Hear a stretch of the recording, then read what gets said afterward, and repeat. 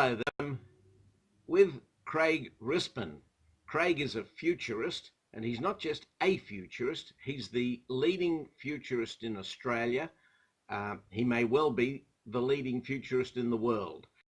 And I know he's helped many of the people I know and many of my clients.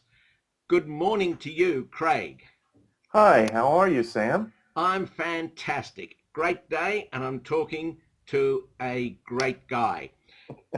Well, thanks so much. We're going to have an interesting conversation, aren't we? I hope so. I hope so, for the benefit of our listeners and viewers. Craig, I had the privilege of working closely with a futurist many years ago. It benefited me enormously. And as I've just said, you're the leader in your profession, and you must get asked this question so many times. Uh, but please, tell ManSam's viewers, what is a futurist?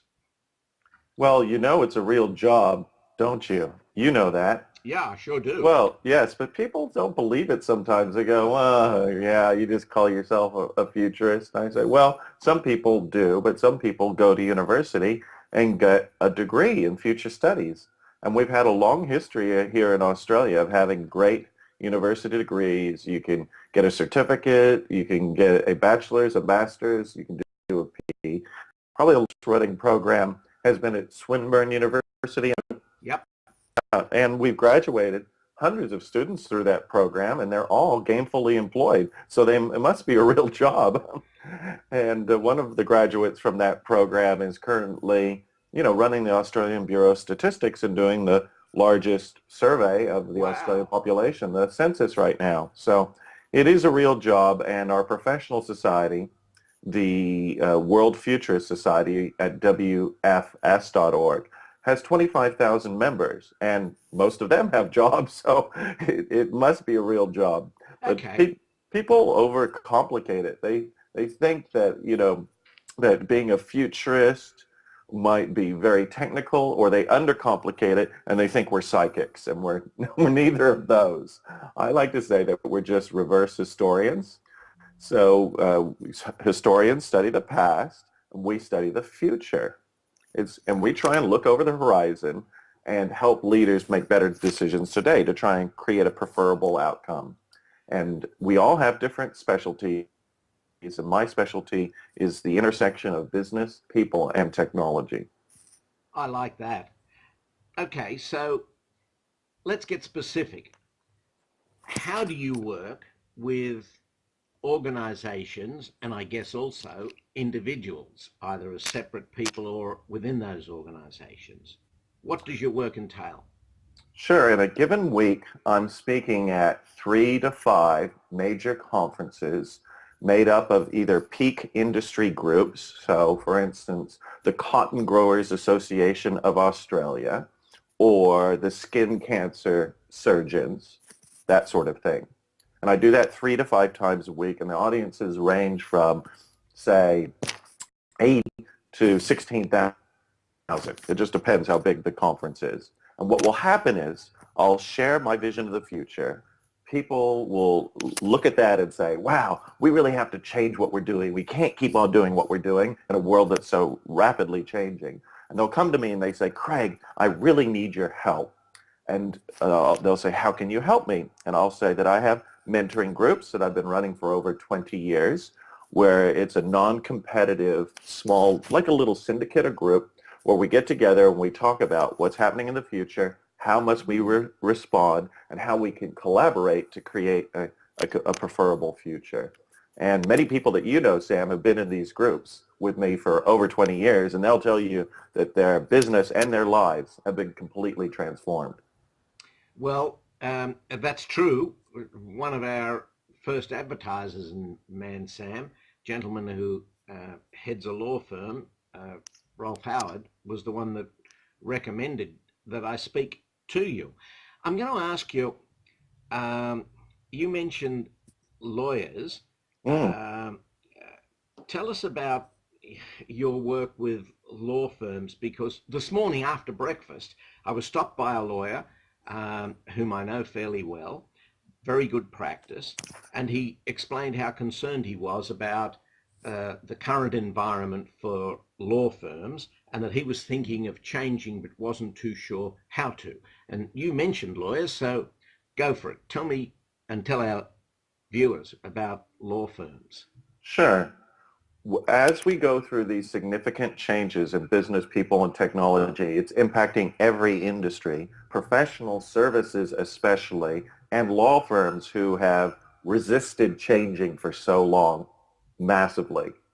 So I'll give you a statistics around this. I was working with a number of lawyers just earlier this week, and I showed them this new initiative that Google has. Now, they about 40% of all the searches on Google are medical related. People type in symptoms. But the problem is they go to these websites and they just get more frustrated or they get bad information. So they put a new button, they're just about to put a new button, that when you type in your symptoms, maybe kidney stone, which I had recently, laser surgery, don't worry about it. It went very smoothly. They just, used a robot to extract it. Oh, that's a whole nother story. But anyway, you put in kidney stones, and right next to it is this call a board-certified doctor right now. So they're actually putting an advice button, a call button, a video call button next to your symptoms. And it's absolutely free. And wouldn't you, if you were typing in your symptoms, want to talk to a doctor in, let's say, Epping, New South Wales, that could help you answer your question about kidney stones if it was free? Wouldn't you click on that, Sam? And how? Straight away. Yeah. You have to. They're smart. Yeah. And now the reason for this is that Google has investments in medical practices. They have an investment in doctors on demand in America. And I just have to ask you, Sam, how long until when you type in a legal question, a button pops up and it says, speak to a lawyer in Epping, New South Wales right now? How long until that happens, Sam? Oh, that's going to happen in the very near future. That's right. And because Google already has investments in major law firms, including Rocket Lawyer in America, where for only $39 a month, you can download any of the legal contracts, you can fill them out online and attach a digital signature and have a one-time conversation, an initial conversation with a lawyer for just $39. And then they'll continue putting you on this membership plan where for $39 a month you can get access to any contracts and speak with a lawyer once a month for $39. It goes up there from there, obviously. But they've already invested in this company, and they're going to be bringing it to Australia. Of course, it'll go right around the world. That's right. That's why some of my clients that I've worked with, that I've mentored with, have started lawyersondemand.com.au. They have looked at other trends that are impacting them, and they've responded because they can't ignore the future. So I'll give you another example, a non-technology example. If I ask you the future of people, who's going to have the most people? Which country is going to have the most people in the future? Well, I'd have to say straight away, India, China. Yes. And one of my clients, Kingwood Mallisons, used to be Mallisons. Yep. And then they merged with one of the largest law firms in China because they said, this is the future. We're going to take a bet on the future. We bet that we can build our business in China. I have to say they've been there for 20 years, but they, have done this major merger, just in the last 24 months. And you can see that they have said, we want to be part of that future. You can't ignore China. You can't ignore Google, and we must respond or we're going to get wiped out by these changes. And that explains why they're urged to merge and why they went to China. Good thinking. Good thinking. Good clients, by the way. Big firm. Craig, I want to drill down a little, if I may. Certainly. Now, is your work and your consultancy work and your advice primarily focused on a commercial outcome, or quality of life featured also? Well, primarily I'm a business futurist. So there are many different types of futurists. There's healthcare futurists, there are police futurists, there are religious futurists. Our peak body, the World Future Society, of the 25,000 members, about a third work in academia and research, about a third work in government and NGOs, and about a third work in the commercial world. That's where I come from. And many of my friends that are members of the World Future Society might not have futurists as their title, but they'll have something like Executive Director of Strategic Planning. But that's a foresight role, right? But maybe the management doesn't want them to have that goofy title, futurist, on their card, but they can do it when they, go solo, but maybe not in a big corporation. And you'll see my colleagues are employed at the highest levels of commerce and government and NGOs like the United Nations and, leading researchers at universities. But I'm all about knowing first. That is seeing what's coming, anticipating the future, about being first, taking action to innovate, to go to China first, to, if you say you can't beat Google, join them. Let's go to Google first and before everybody does, and to profit first, to get the advantages from that first mover position. I understand exactly, and now our viewers and listeners will. Uh, Once you've worked with a futurist, there'd be nothing wrong with them having futurist on their business card. But until you have, you just don't know and you don't understand. So um, let me ask you, define, when you almost have done this, define an ideal client for your services, and how would you commence with that client? And if I can throw a third thing in there, do you only work with the chief executive officer, or do you work with the board of directors, the senior staff, or does it go down to the junior staff? Right. So I primarily work with the senior leaders, CEOs. This week I have CEOs, CMOs, Chief Marketing Officers, CIO, Chief Information Officers, CIEIO. So there's lots of different C-levels that I work with. C-suite. Yep, the whole C-suite. Yes. Yep. And many times the CEO will have a problem. They'll say, Craig, I know I must innovate, but really, Craig, I report to the board. And so I'll need you to work with my board so they catch our vision together. So many times I get invited to address the board. But first I address the chief executive, maybe in an industry forum, or he or she books me to speak at their annual conference or do a strategic retreat. And then they'll say, well, that was so good, Craig. What should we be doing with our staff? And I'll say to them, well, do you have a program for your future leaders? And they say, well, what do you mean? I said, well, don't you have some rising stars, people that will, this is about your succession planning, but raising up the people that will be your future leaders. Do you have a program for that? They many times say shockingly, they don't. So they'll engage me to run a future leaders program within their company with the people that report to them or the people who report to those people. And they'll put me on a retainer project, a contract for, say 12 months, 18 months at a time. Okay. I'm enjoying this discussion with you. So, however, we'll bring it to a conclusion. Do you have a favorite story, or do you have an example of how your work has transformed a business, an individual, or both? Oh, sure. I'll give you one. So it was 20 years ago. Do you know what happened 20 years ago, Sam? It was a commercialization of something called the Internet.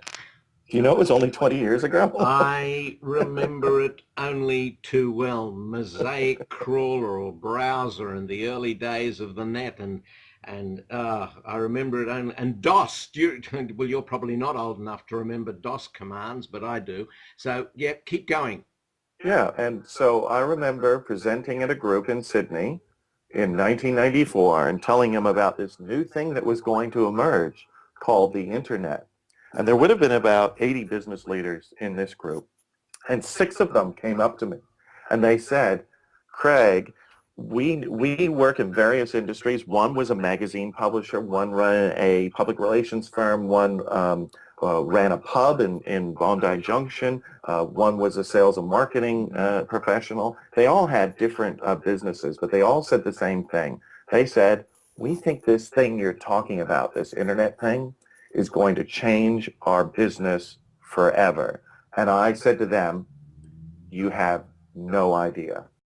Well, here we are years later, and there's a second wave of the internet. It's called the Internet of Things, where we're not connecting people because we've connected most people on the planet to the internet. Our job is almost done there. Now we're going to connect every body, not just their devices, everything. Cars are going to be talking to one another. They're not going to have accidents anymore. Even they're going to be able to see around corners. It's going to impact healthcare, whether you're a lawyer, whether you're a pilot. They're talking about taking co-pilots out of airplanes because computers fly airplanes better than people do. But anyway, I could go on and on and on. You cannot ignore the future. And for those people who came to me 20 years ago, they have completely transformed businesses. They will tell you this. They've told you this, Sam. But you can't ignore it. You must look over the horizon and you must take action. You can't just say, you know, I think I'm going to have the same business 20 years from now that I have today. You can't, Sam, can you? No way, no way, Craig. I could listen to you, as I'm sure many of your audiences do all over the world. I could listen and have this discussion and continue this podcast all day. However, we do have a time limitation, and I'd just like to say thank you. Thank you for investing so much of your time, because you are one busy bloke. You are a very, very in-demand man. You're very welcome. You're very welcome. Thank you. I hope we can have a return bout. I've been speaking with Craig Rispin, futurist extraordinaire, and he really is. He is the most highly recommended person that I've come across. So many people have said to me, Sam, this gentleman is absolutely a change agent. So Craig, again, a big thank you, and I look forward to speaking with you again, hopefully soon.